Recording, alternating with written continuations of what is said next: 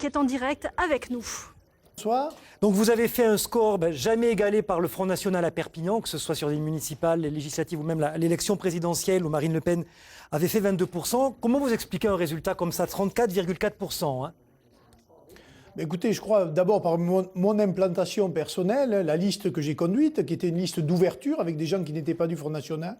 Et puis, il faut bien le dire aussi, par la fin d'un système, qui est le système qui est aujourd'hui celui de M. Pujol. Ça fait maintenant plus de 30 ans qu'on entend parler soit de M. Alduy, soit de M. Pujol.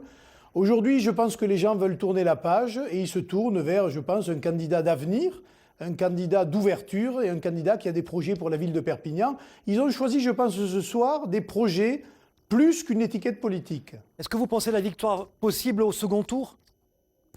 Bien sûr, parce qu'il y a des candidats aujourd'hui qui n'ont pas fait 10%, parce qu'il faut aussi s'intéresser à ce que pensent les Perpignanais, à ce que subissent les Perpignanais, à ce qu'ils veulent.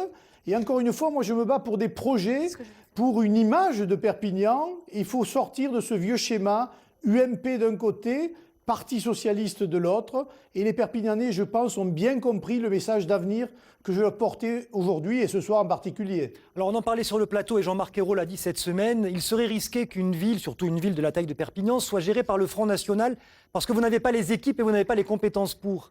Oui, ce qui serait dramatique, c'est que les socialistes continuent à gérer la France.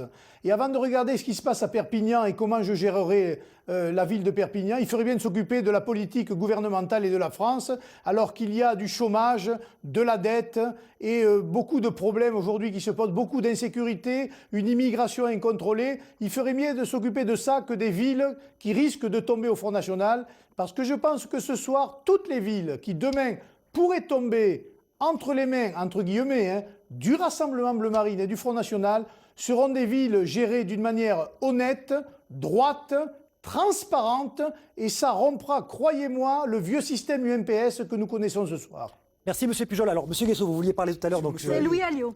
Ah, monsieur Alliot, excusez-moi, mais merci M. Alliot.